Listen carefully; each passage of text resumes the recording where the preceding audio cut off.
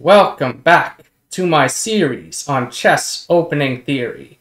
In this video, I'm going to be taking a look at the knight e2 sideline in the Winawer variation of the French defense. So the French defense is when we have the moves e4, e6, d4, d5. And the Winawer is when white now plays knight to c3 and black plays bishop to b4. Or so. This sideline begins with the move knight to e2. The ideas behind this move fairly simple. Basically, black was threatening to take this knight and double white's pawns. So white just, wants to be able to take back with the knight. Like we previously saw that bishop to d2 isn't really any good. But for white, it's playable, but it's not that great. But knight e2, it's actually a very, very respected sideline for white in the Winawer. Like knight e2 and e takes d5 are kind of the most popular sidelines for white to play on move 4 these days. Hopefully, from my other videos, I've kind of convinced you that the other sidelines for white are kind of janky and don't really work out too well. Like black often just gets a decent position. And well, black can get a decent position out of this too if they know what they're doing. So here, the best move for black is just to take this pawn. Not necessarily win this pawn. Basically just destroy white's center. And here, white will almost always play pawn to a3. In fact, there isn't really any good reason not to. Like strong players, titled players, they will not play anything else here. Basically, if white does something else, then that's just really strange because the whole point was just to, solidify this knight over here. And, if black moves their bishop away, white would be able to take back on d4 if white wants. And so here, in this position, there are two main moves for black to play. In the Lichess Masters database, bishop to e7 is the more popular move. But in his course on the French defense, Grandmaster Anish Giri considers bishop to e7 to be unplayable, but he doesn't really give a reason as to why, so I would assume that unless you're a super grandmaster, bishop to e7 is likely perfectly playable. I personally don't see any issue with it, and, it's fine. Like you and I are not super grandmasters, so if you want to play bishop to e7, then that's no problem. But at the same time, I do trust Grandmaster Giri's judgment that bishop takes c3 check is better, and I also don't see any problems with this move. So in my series, we're going to look at bishop takes c3 check. And now white will take back with the knight. If white takes back with the pawn, then that's just very strange. The knight would just be very oddly placed on e2. And now here, as a kid, I would often get this position with white, and black would very often play pawn to f5, and I wouldn't know what to do, and I would just kind of lose because I would be down a pawn, and not only that, but, this pawn in the center is very annoying. But pawn to f5 is actually not a good move. Trying to hold on to this pawn is not a good move for black to play. So just going to, take a look at that really quick, just show why. Basically, if black plays pawn to f5, white can actually go queen to h5 check, provoke black to play pawn to g6, and now play a very funny move, which is queen to h3. And the idea is just that, yes, black might have this pawn, but the problem is there are so many dark square weaknesses in black's position, and black does not have a dark square bishop. Only white has a dark square bishop, so black's position would kind of be like Swiss cheese. And you might be looking at this and thinking, oh, well, there's a silly pawn on d4 that black can take for free. Can't black just take this? And the answer is no, do not do that. That is not a good idea. White could play knight to b5, hitting both the queen and also the pawn over here. Here, according to the engine, the best move for black is queen to g7. White can play bishop to f4, adding further pressure to this pawn. And if black tries pawn to e5, white can swing their queen around to c3 like this, pinning the pawn to the queen and adding even more pressure over here. Black can try to repel this with knight c6, blocking the queen's attack on the pawn, and then white can play castle's queenside. And I don't know about you, but I quite like white's position here. I don't care about the pawns. The pawns, what are they even doing? I think white's just gonna get a really nice attack out of this, and I should just, kind of show the engine evaluation here. It's just pretty much +2 for white. And if we go all the way back here to pawn to f5, it's almost +1. It's, it's not good. This is not a good move in my opinion. Pawn to f5 is just kind of positionally unsound. So instead, that's not what happened in the game. Instead, we don't have to hang on to this pawn. We can just play normal. Like, the point of d takes e4 wasn't actually to win a pawn. It's actually just to destroy white's center. And so we can just play knight to c6. And here, in this position, there are 2 moves that white can now play, which are bishop to b5 and pawn to d5. Like, those are the most challenging moves, the most critical moves to be aware of, in my opinion. Bishop to e3 and bishop to f4 have also been played, but they're not really that challenging. Just because, against either one of them, you just play knight to f6 and hang on to this guy for a bit. You don't even necessarily need to keep this pawn. It's just, what is white doing? What sort of problems is white posing for black here? I don't really see much. It's this position just looks perfectly fine for black. Black is currently up a pawn. Black doesn't have any weird stuff in their pawn structure. White does have the bishop pair, but, black can just develop and play normally. And against bishop to f4, just, similar stuff. It does look kind of scary to allow maybe, knight to b5, all that kind of stuff. But there is knight to d5, which would counter that. Hit the bishop, defend the pawn, all that kind of stuff. So overall, I'm not particularly interested in covering bishop to e3 or bishop to f4. They don't look that scary. Instead, I want to cover bishop to b5. So back in this position, I want to cover bishop to b5 and pawn to d5, as they're both interesting. So in this video, I'm going to be covering bishop to b5, and in a later video, probably the one right after this one, we're going to be taking a look at d5. So before continuing, I thought I should just very quickly introduce the players. So with the white pieces, we have Grandmaster Alexander Stripunsky, who is an American Grandmaster who has done very well at a number of American tournaments, including, if I recall correctly, I think it was the US Open. I think he won that one in 2004, tying for first with Hikaru Nakamura, if I'm remembering correctly. And he's also done well at the World Open as well as the Continental Open. And so overall, just a very strong US regular. And with the black pieces, we have another very strong US regular. We have Grandmaster Yuri Shulman, who originally played for Belarus and the Soviet Union before coming to the United States. If I recall correctly, he was the Belarus national champion for a bit, and he's also, done very well at tournaments in the U.S., including, the U.S. Championship. In fact, if I'm reading things correctly, he actually tied for first in the event that this game was played at, and I think he lost in the tiebreaks to Grandmaster Gadakomsky.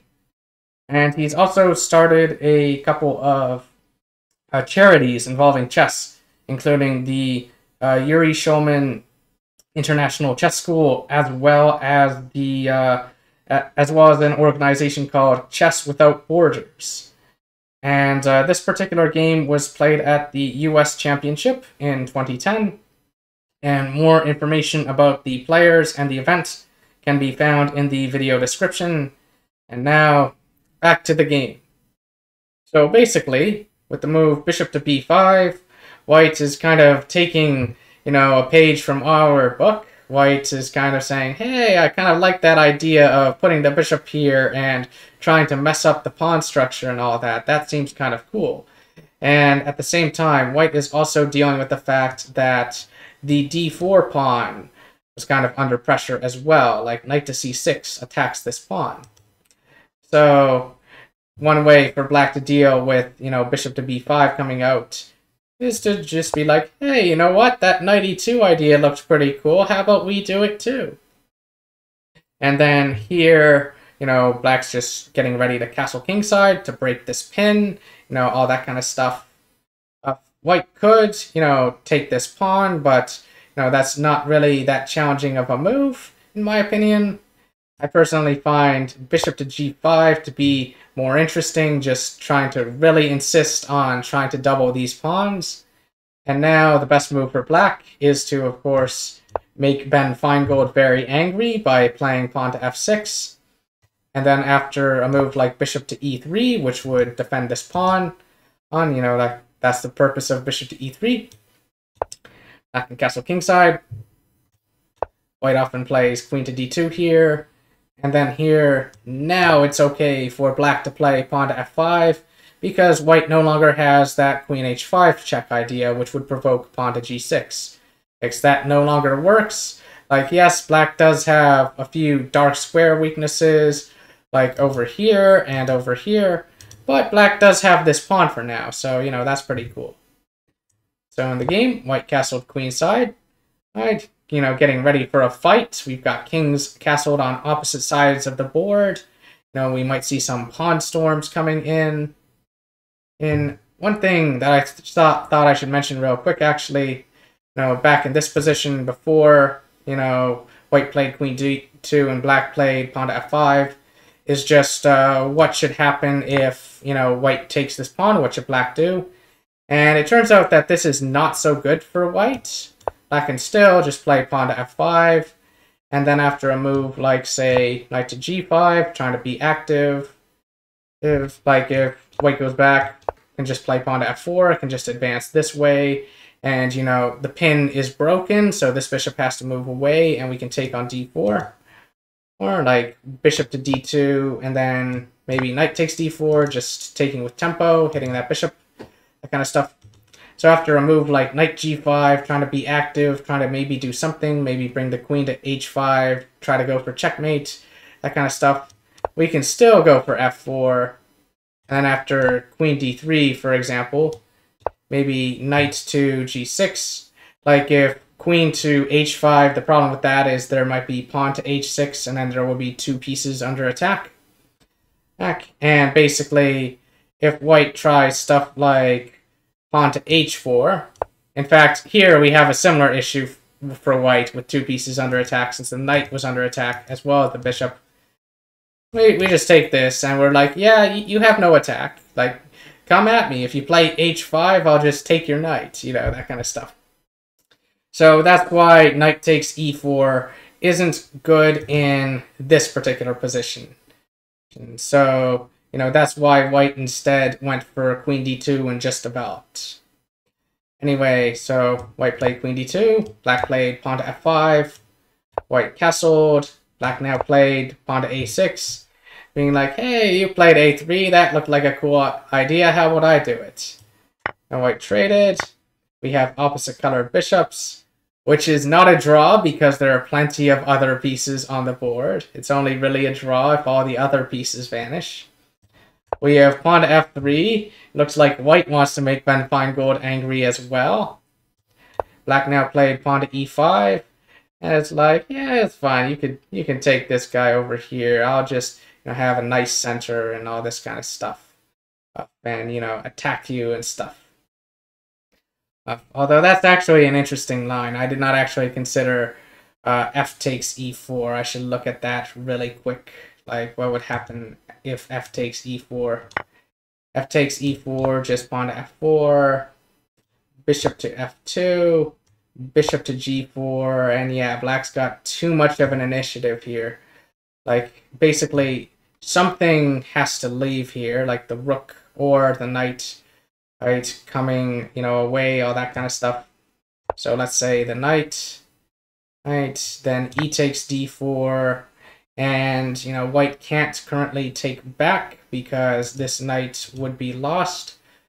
So, you know, that makes sense to me. Just shatter this. You know, this guy becomes a bit weak because of the open file. Oh, and, you know, it's an isolated pawn. He doesn't have any friends to help protect him.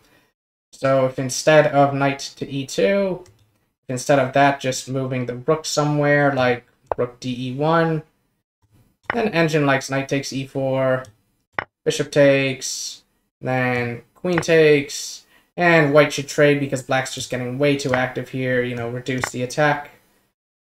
And then, you know, this is not what happened in the game, but apparently the engine quite likes this.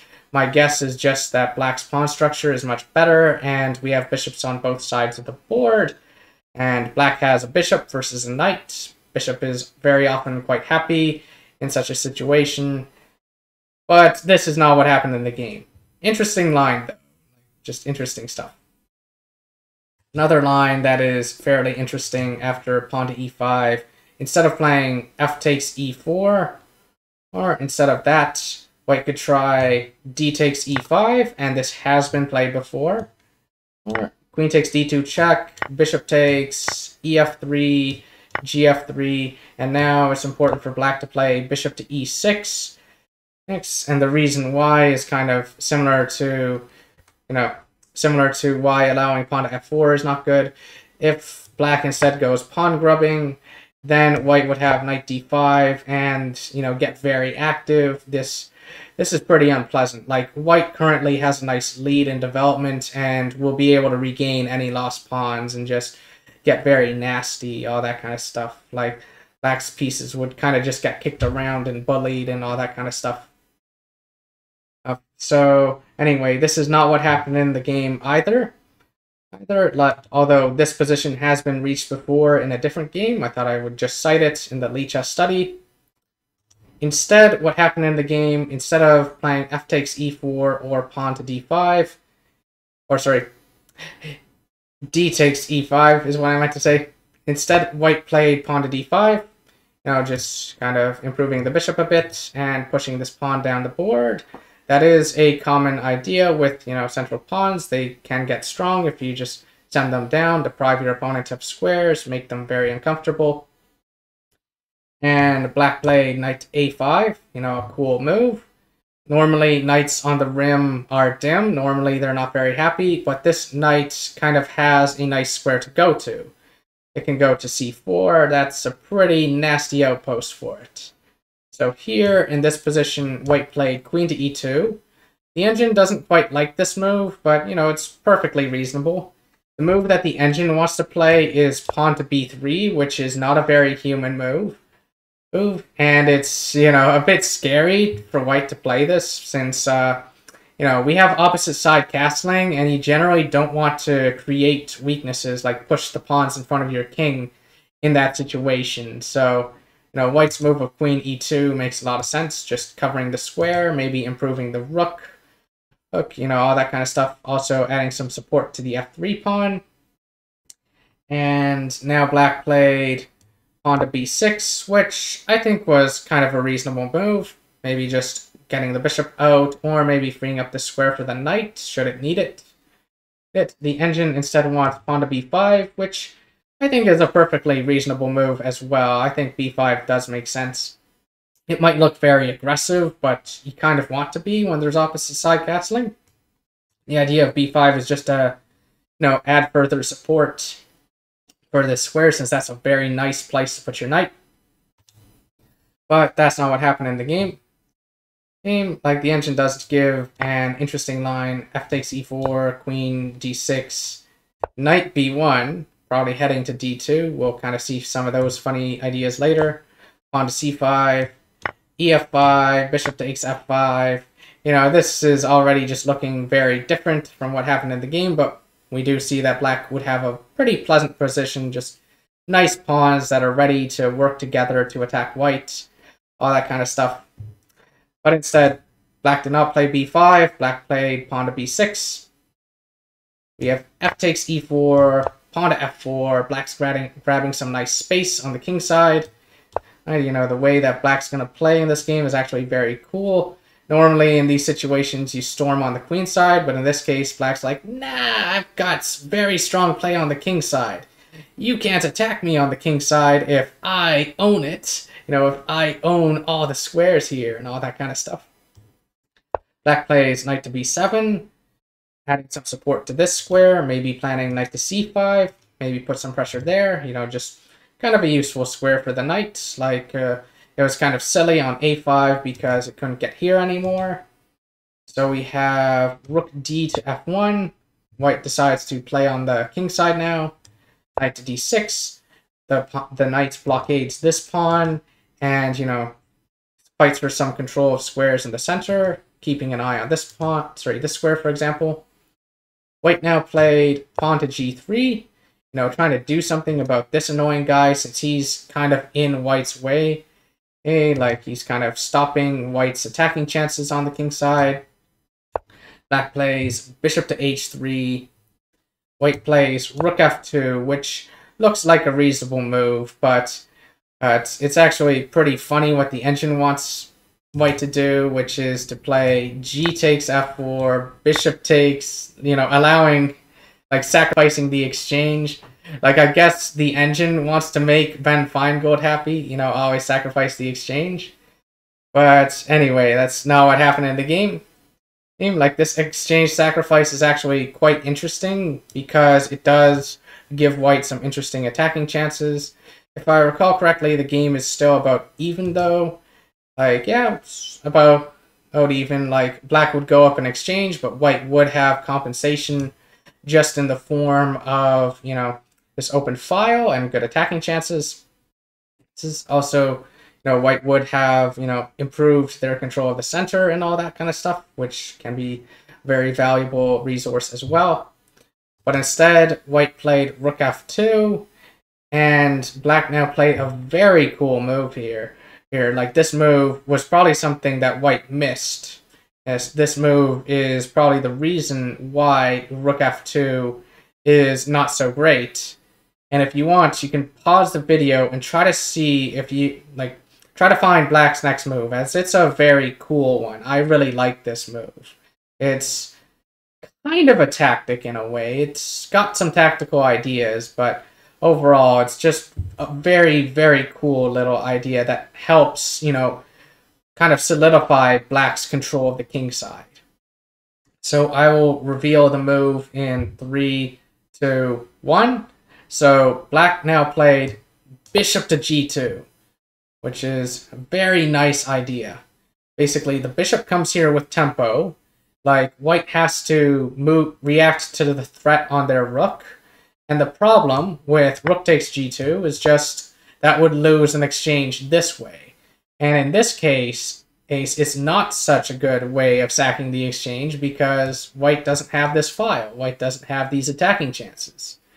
And so as a result, after bishop g2, best thing for White to do is just move their rook somewhere. White played rook to e1, and now Black played pawn to f3, just shutting down White's play on the king side. Like, how is White going to attack this guy now? Oh, it's very difficult. This annoying pawn is in the way. Like, yes, it is true that the bishop is kind of out of play somewhat, although it is still controlling some important squares, like this square in particular. And it is supporting this nice pawn, like this very strong pawn. So overall, I think, you know, this idea by Black was just very, very cool. So the queen is under attack. White played queen to e3. Black played pawn to h6, not allowing queen to g5. You know, White might have wanted to try to get in this way, maybe put some pressure on this pawn. And Black's like, nope, not letting you do that. White plays knight to e2. The knight can go here because if the pawn takes the knight, then, you know, the rook can take the bishop, and, you know, then the pawn over here would just be very weak. You know, it's just going to die. White's just going to take it at some point. And it's actually pretty funny what the engine's idea, like what the engine thinks is the best move. Like, it's actually knight b1, which looks a bit silly at first, but there is a point to it. After a move like queen e8, getting ready to jump to h5 and also defending this pawn, White could play bishop to c3, queen to h5, and then knight to d2, adding some pressure to this pawn this way with the knight. So that is why the engine prefers white playing knight to b1. But instead, in this position, white tried knight to e2. And black was like, yeah, whatever. Plays queen to e8. We have knight to g1, putting pressure on the pawn this way. But there's kind of an issue with that, which is that this pawn over here is actually pretty hard to defend, and pushing it to h4, for example, would greatly weaken the g3 pawn. Like, black might actually be okay with taking that pawn, and even if it opens the g-file, simply because white can't actually use the g-file right now. So white now played pawn to h3, and black played bishop takes h3. The engine doesn't really like this so much. The engine just prefers going knight to c4 and grabbing this bishop first. In fact, I think the engine just wants to keep this bishop here forever. So, like, the engine's like knight c4, queen d3, knight takes, queen takes, and then just queen g6, attacking this guy, g4, putting the rook over here on f4, and white is just stuck. Like, what is this knight even going to do? This knight, like, it has no future. It's just very sad. Like, that's one of the reasons why it's better on d2, is just, so that it can have a future. Maybe it could have stopped, knight c4, all that kind of stuff. And this is not what happened in the game, though. Instead, what happened in the game, instead of black playing the move, let's see, was it queen g6? Trying to remember. Oh, knight c4 and grabbing the bishop. Instead of playing that, black played bishop takes h3. And here in this position, white now played rook takes f3. The engine greatly prefers trading the knights for the bishop first, and I think that just makes a lot of sense to do, simply because this knight is kind of garbage, whereas this bishop was kind of awesome. It was kind of just a thorn in white's side, but white did not trade first. White did not play knight takes f3 first and all that kind of stuff. It's actually pretty interesting. Oh, wait, sorry. My mistake. The engine actually does not even want to do knight takes h3, although that's the move that pops out to me. Like, I would take here first and then take this pawn, just because this knight sucks. No, the engine actually wants knight takes f3. My mistake, I was misreading it. And, well, this is interesting, but it's not what happened in the game. And, like, black would basically just play rook f6 and then maybe double the rooks here, keep fighting on the king side. Like, overall, this game is actually quite interesting, because even though we have opposite side castling, black is not actually striking on the queen side, black is just striking on the king side, so very cool stuff. But instead we have rook takes f3 instead of knight takes f3. Black played bishop to g2, harassing the rook. White traded, probably because this pawn is going to die, this pawn is going to fall.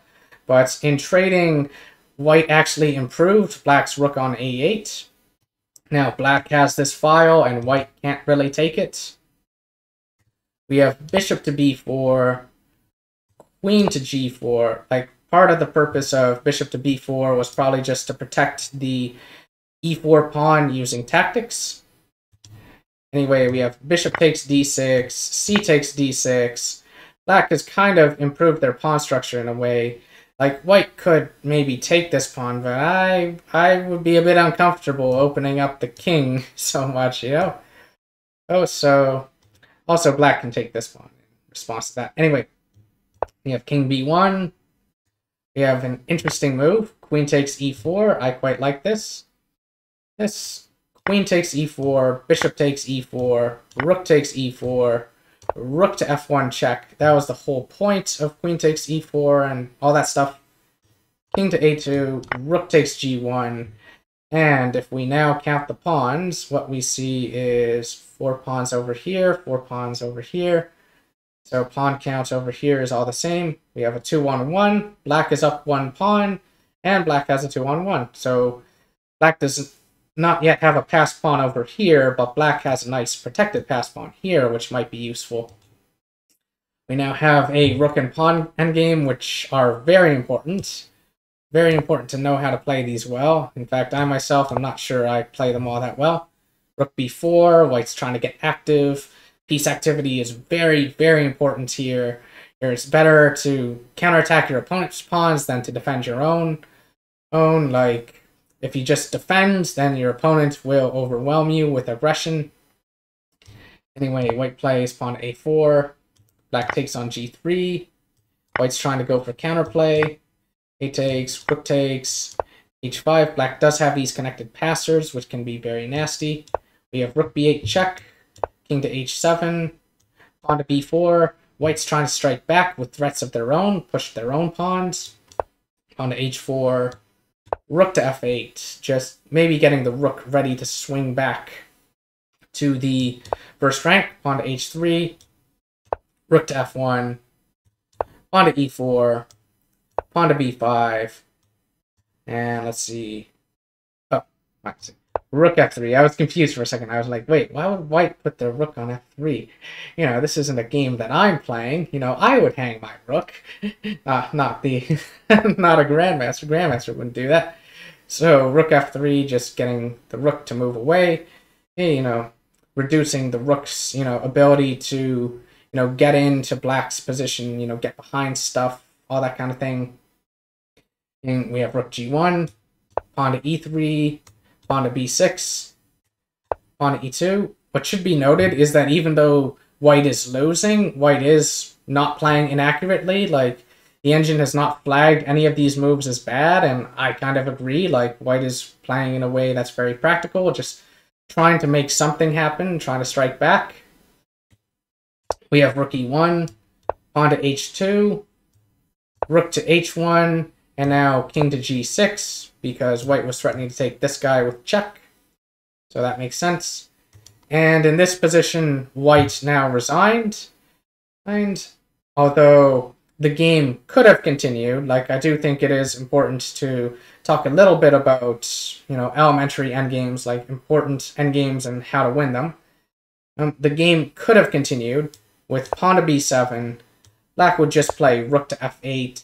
And the idea would be for black to just bring their king up and hit this rook, because the rook cannot take either one of these pawns. If the rook takes one of these pawns, the other pawn will promote. So after a move like king to b3, king to g5, king to c4, king to g4, king to d3, hitting this pawn, king to f3, defending the pawn, white could go here, maybe threaten to take this pawn, but white is not in time. Black can play king to g2, and this rook will be lost. And yeah, I hope that you enjoyed this game. Be sure to like, comment, and subscribe.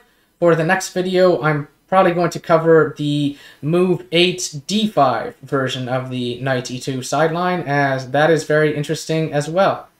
So, but I hope you enjoyed. Bye for now.